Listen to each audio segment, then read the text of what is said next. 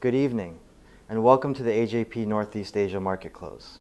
Seoul's leveraged chip trade snapped back into a deep sell-off.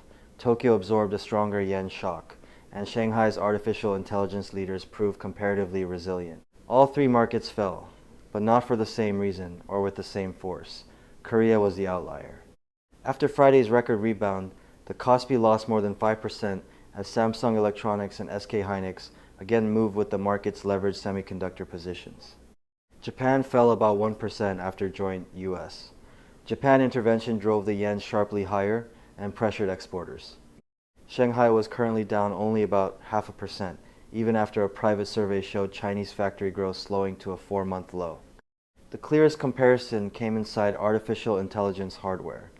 Korean memory giants lost nearly 9%.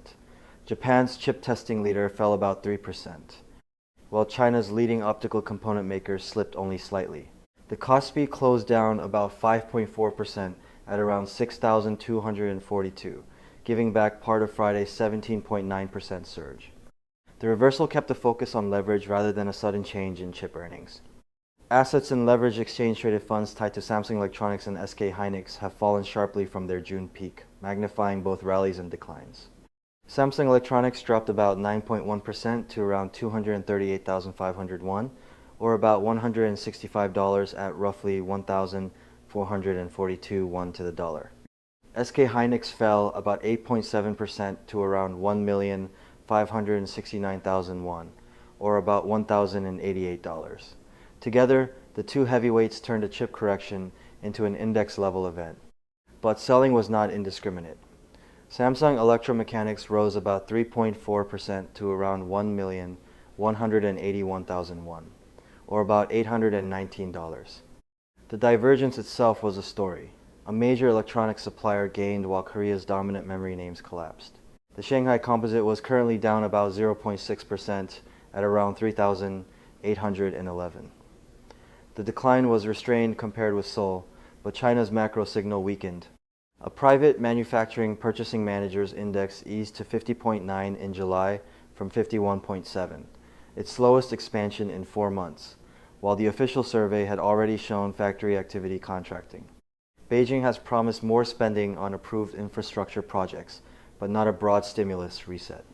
CNOOC was currently down about 1% at around 32 yuan as crude oil fell more than 5%. Oil dropped after Washington called off a planned attack on Iran and moved toward renewed nuclear talks.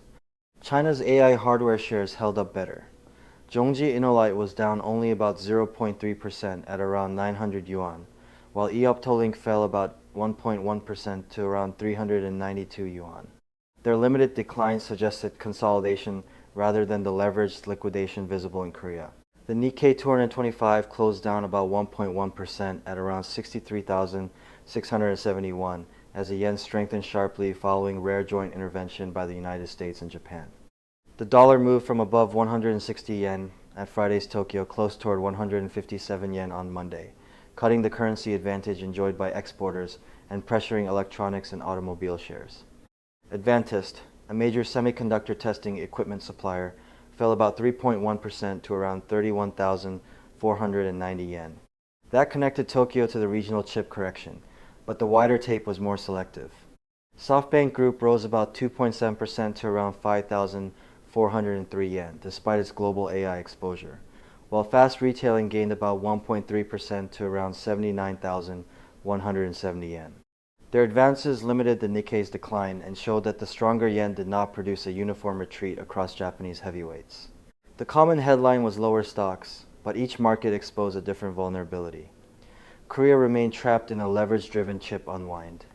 Japan repriced exporters after political intervention in the currency market. China absorbed weaker factory data and lower oil, while its AI optical leaders stayed comparatively stable. The question is whether Korea's reversal marks the final stage of deleveraging, or another warning that leverage is still setting prices. We will be back tomorrow to see whether Seoul stabilizes, whether the yen continues to pressure Tokyo, and whether Beijing answers weaker factory momentum with stronger support. For daily Northeast Asia market coverage, please subscribe. Thank you for watching AJP.